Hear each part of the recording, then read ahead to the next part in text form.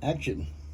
Hi, folks. I'm H. Brown here with Tony Dorenzo, my producer, and we're going to do a thing on scams, city scams. I'm going to start in St. Louis, and you notice on the back screen and behind me here, I have shots of Carla Short and some of her crew and her work. She's the head of DPW, and that's the agency that I'm dealing with in the city government now with cleaning the streets and the armory and getting vendors and all of that kind of stuff.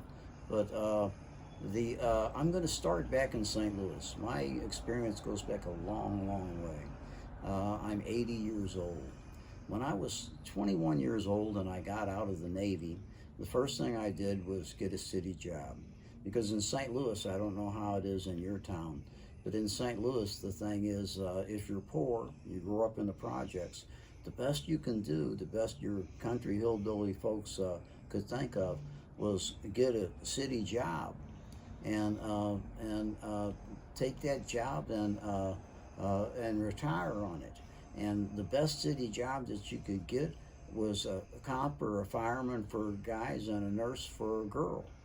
And so we grew up thinking that. And my sisters went to nursing school. We grew up in the St. Louis Clinton Peabody projects, and they were built for the munitions workers during World War II. And when they built a school with them, and they built a major hospital, City Hospital number one, and then they built an insane asylum with that mental hospital with a big yard, fenced-in yard. You could talk to the people. It was across the street from the schoolyard, so we got along well with the inmates. And then next to that, they had a nursing school. So my sisters went to nursing school, and I'm the baby of 8, and I have a sister 10 years older, and so she was babysitting me, and because she was still in nursing school at the time, and my mom was off making bullets or something. She would bring me in and leave me in the emergency room, and so here I am, I don't know, an 8-year-old kid in the emergency room of a major hospital in St. Louis, watching all these ambulances come in with gunshot wounds and stabbings and all kinds of crap like that and junk going on, and I absolutely loved it, man. I'd go over and talk to the inmates in the asylum at the fence there, and then go to school across the street. It was quite a way to grow up. So when I got old enough, and I got out of the Navy, I did 3 years active and 3 years reserve, inactive reserve. Didn't have to go to any meetings, but it counted as your time toward retirement. So when I got out of the Navy, I thought, okay, I'm going to climb that public service ladder because I'm a poor guy, and all these people keep telling me all these tests from the time I'm a kid. You're smart. You can do this. You can be better. You can be a scientist. You can be that. I thought, no, I want to go to the city service and work my way up and be a fireman, you know. And I thought about cop, but I knew cops and I knew firemen because back in those days the cops had beats and they actually walked all the time and met all the people. And so I grew up meeting cops on the beat. My brother grew up with a guy who became a cop on our beat, and my brother went in the Navy as a career, and Murphy became a cop. And Murphy got the beat in his home neighborhood and would hang out. And when my brother come home on leave, they'd go drink in the neighborhood bar. So cops used to be closer to the community. Now they're thinking about getting aerial drones. I mean, it's bad enough they got locked up in their cars talking to each other for an 8-hour shift, but now they'll have drones and they don't even have to go. It's a bad idea. So anyway, I got out of the Navy and I got my first job, park and rec, as a coach on the playgrounds down in the projects where I came from. And so first thing I realized when I got back after 3 years away was that I wasn't welcome because I was whitey, and the black Muslims had taken over the playground where I grew up. And so I'm out there. I work with the kids all day, coaching and all that. I'm a damn good coach. I mean, we won everything we could win, but the this guy shows up, and he's the traditional black Muslim, all in with the tie and the suit and the whole, really everything perfectly tailored. And we're out with park benches around the recreation center, and pretty much everybody's black except me. And so the guy comes up and he says, "Mr. Brown, you're not welcome here." I said, "Really?" And I said, "Why?" And he said, "Because you're white, and you're whatever the oppressor or whatever the fuck, And I said, "I'll tell you what." I said, "Right next to you there, this center that is running the recreation, the team, I went to preschool there. And over there behind you, to your left, that hospital, I was born in that hospital. And those projects behind me on the other side of you, I grew up in those projects. And you tell me I can go serve my country, I can come back, and I'm not welcome? I mean, who the fuck do you think you are?"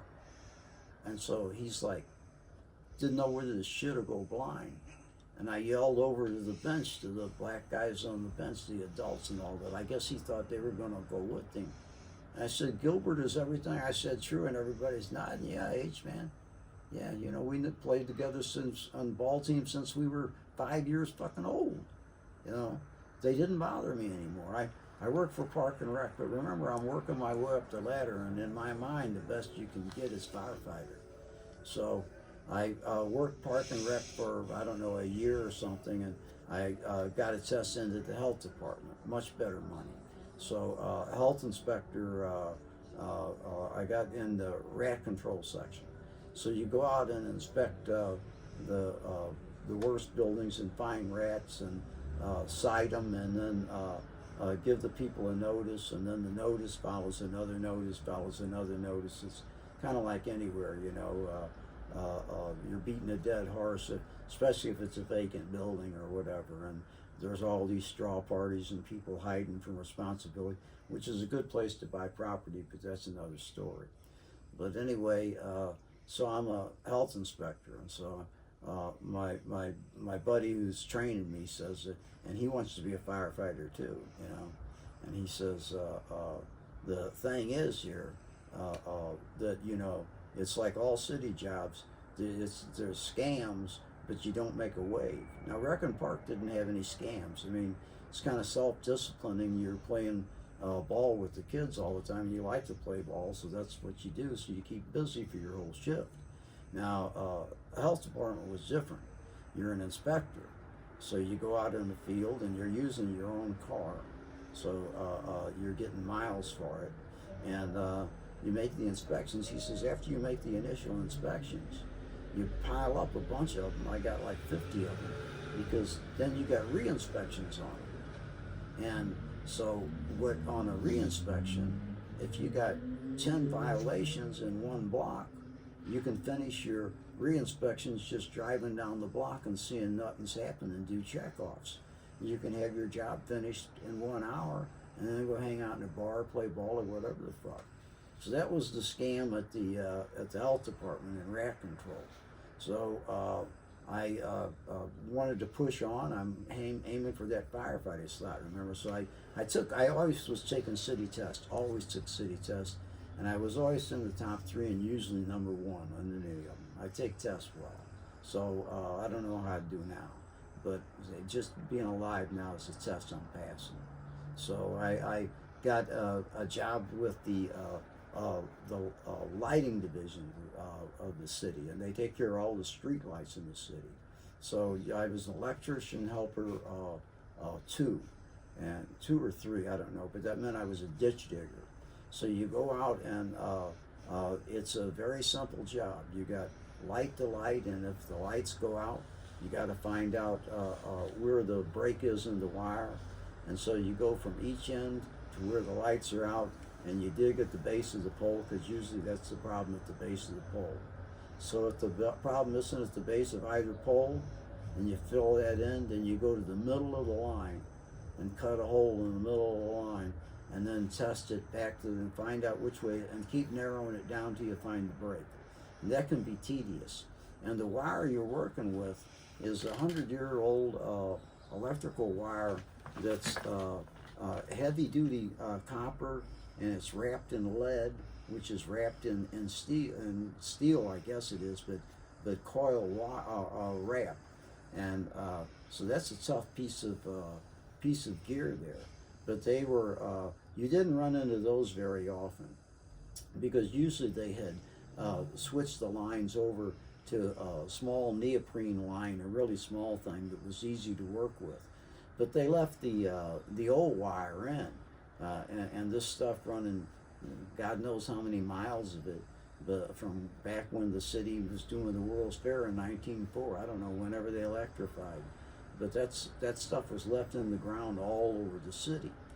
And so what the scam was there is that you go out and you're you do your jobs, and if you do 2 or 3 jobs a day, that can be a lot. It depends on the extent of how many breaks, where they are, and all kinds of junk like that. But you usually end up with time on your hands because, like all city jobs, if you do it too good, they'll expect you to do it good all the time, and that's fucked up. You know, you want to have time to fuck off. So with the lighting division, the fuck off time was we'd go to parks and play softball, or else we'd play cards. I played a million games of hearts in that truck with a 4-man truck. Now, a 4-man truck, 2 were thieves and 2 were not.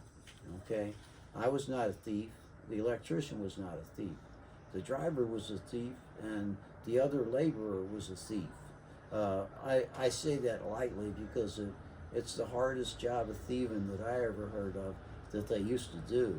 But what they did was they would go out and we'd fix the cuts in the wires or the brakes and all that.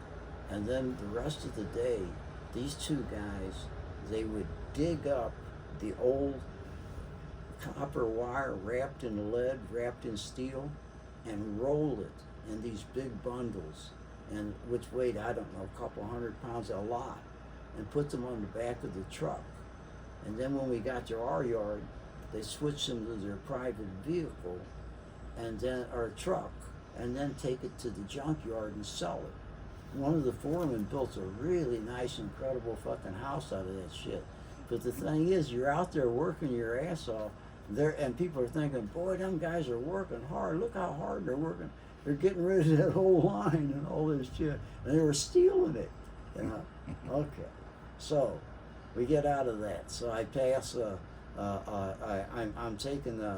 I go down to take the test for the firefighter. I'd done that before, and the cop. Couldn't be a firefighter or a cop. Why would somebody like me not be able to be a firefighter or a cop? I'm smart as hell. I'm strong. I've got all kinds of shit going on. What's my problem? Tony, tell him my problem. What's your problem? You drink. No, I don't know. Fuck, you know, fireman, cop, they're too short. Oh. Too short. They had a 5'8" limit then, and I was 5'5.5", stretching it. Mm-hmm. So I just wasn't going to get tall enough. But you walk across the city line to the suburbs, and they had no limit. I mean, they hire hillbillies straight out of the hills. I was one generation out of the hills, but they didn't have any limit. The county had never made a limit. So I went to a little town called Webster. And in between that time, I had been accepted to go from the lighting division to go. I'd passed the test, of course, and to the water department, which was even a better step up. But I got the firefighter job finally at Webster Groves in 1971. So I was there for 5 years, and there's no scam in firefighting. Any firefighting unit in the world, first thing you learn in firefighting is a pretty important thing. You learn what an emergency is. An emergency is if you fuck up, somebody dies. Everything else is just various levels of inconvenience. So you learn that in firefighting. But firefighting is all about, and where I worked, you're either in the morning, you go out and you practice and you work and you do the same thing over and over and over. The afternoons are yours, but if you want to stay up to anything at all, you better be taking tests, you better be working out with weights, you better be staying straight. because I've been in firehouses where guys, half of them were the worst racist whatever in the world, and then you turn around, you watch them give mouth-to-mouth resuscitation, suck and vomit out of the throat of a black baby. You know, the guys do their job. You know, whatever they're ranting at in the firehouse, they do their job. The fire service in San Francisco now, switching to San Francisco, I'm bringing this up because I want. I'm wondering what the scams are at DPW. I'm finding this morning I went to check out a stretch of piss-stained sidewalk that I've been complaining about for a couple of months, and the city workers not only will not do it, but they'll show up and empty the tank of water that they're supposed to be power washing this on across the street on sidewalk, just useless. So I'm thinking, if they're that bad on the bottom, what's happening beyond them? In St. Louis, I mean, they were stealing everything that they could get their hands on. Is the same is DPW, if they're corrupt, if they aren't working on the street level, it doesn't matter how many millions of dollars you give them, they're not going to get it done. If the supervisor's great, we'll hire more people, we'll get more equipment, we'll get that. If the person on the ground's not working, you're fucked.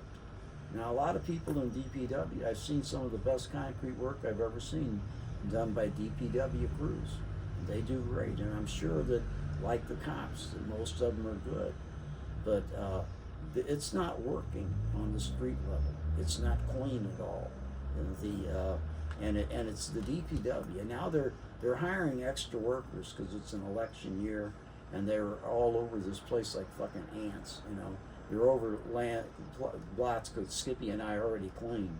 But the DPW, when you get something like, if you got a 311 number, if you got a number on something as serious as a urine and feces contamination, and they're weeks and they're not doing it, they're getting by with it. That means that their supervisors are letting them get by with it. Because I'm putting in the order at the top. And I'm coming in as a journalist through the PR person. And when she says something, passes it down, it should get done, you would think. Now, planning department is different. Planning department went right by the book, right up and down, and they got a fence encasement that had been around the bottom of that armory for the 9 years I've been here. Half of the time there was scaffolding, and the last 4 years the scaffolding was gone, but the stuff to keep the people off the scaffolding was still there, and it was like cages all around the bottom of it. So I came at them last year, and planning got them inspected it, agreed. It took a couple of months, but they agreed that the fencing was illegal, and that the guy, and therefore they were going to charge the guy for the inspection to find out that it was illegal. A guy named Ben Wetner out of Tennessee, but he runs AJ Partners out of Chicago, $5 billion company. Own these places all over the world. They usually turn them into recreation things. 19 minutes. Good. They usually turn them into recreation things, but he said he's not going to do that with the one in San Francisco. Now, he paid $67 million, I think, for it. That's the price that J.K. Tanin quoted a few years ago.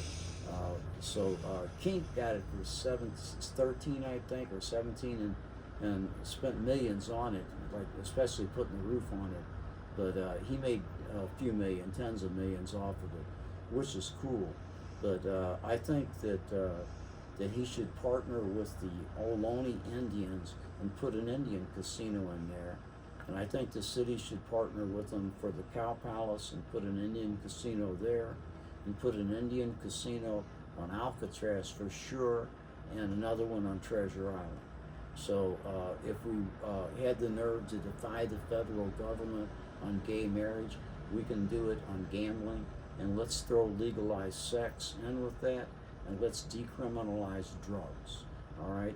All of these things are things that have been done elsewhere in the world, some with great success, some with not so good success, but you're going to get opposition, whatever. In San Francisco, we can do it right. There's no sense having, you aren't going to get rid of gambling and sex and drug, sex, and rock and roll. You're just not going to do it. Okay? I mean, prostitution has been around as long as people have been around. So we've got the problems of it, but we've got it, it's criminal, so we have disease and crime and pimps and foreign exploitation and all of this. Make it legal, and you can give everybody permits. Give the women the permits for nothing, and brothels damn near nothing, because as long as they're licensed and they're tested and medically fit to go, the city is going to make millions off of that, and off of the gambling, off the casinos. You think it's possible to lose money off a casino? And Trump is going to win this election, I'm sorry to say, but he is a casino man. So I think he might look fondly on casinos all over San Francisco. And legalizing sex, people think we're Sin City anyway. Let's rival. Let's go after Las Vegas. Let's go after Amsterdam. Amsterdam has one long winding street that you go down and there's prostitutes and windows. I mean, we've got 55 empty storefronts on Mission Street. Let's put brothels there. Let's put tattoo parlors. Let's put recovery units for addicts there. We can do that. And next to that, we'll have little branches of the Pentecostal church opening up, because they'll come there to save our souls. So anyway, you can rent out every storefront if you do those simple things. Not simple at all, but it's been tried elsewhere. Decriminalize drugs, decriminalize or legalize sex, legalize the entire sex trade, and I forget the other one. And Gambling. Oh yeah, gambling. 22 minutes. 22 minutes. Well, we're at 22 minutes, so that's my pitch. That's as much of a pitch as I'm going to get. But my thing here is because the DPW won't do their job right on the ground here, because they won't keep that around the armory plane. I'm going to study them, and I'm going to try to find the scam. I think it started with Muhammad Nuru, and the way it started with Nuru was Willie Brown hired Nuru as a thug, and I think he was an illegal immigrant from Nigeria or something. But Willie brought him in, and they created a group, which was a good group, called Slug, League of Urban Gardeners or something like that. But it was ex-convicts come in and to teach them gardening. But of course, Willie used them for thugs. Instead of Slug, they became thugs. And when Gonzalez was running against Newsom, Newsom succeeded Willie. Willie had Nuru out with his Slug group tearing down Gonzalez's signs. You said this already. I already said that? Yeah, so just close out. So. Okay, I'm going to close out because I'm starting to repeat myself, which other old people will do sometimes. And it's Saturday afternoon. It's June the 22nd, and I checked my bank account, and I was all the way down to, I'm down to $10, but I got enough honey and food and dope and everything to last me till the end of the month. And I got enough jewelry too. So, and I just got a check from my sister for $75, so we'll be rich. Okay? This is the Bulldog signing off on behalf of me and Tony Dorenzo, who never talks. He's behind the camera. Show yourself, Tony, just for the fuck of it. Okay. No? Let's see. No? Yep. See, watch it. Get a flip around. Wait. Okay. Do it again. There you go. Hello. Yeah. Oops. Hey. Little close up, but I'll work with it. Bye. That's it?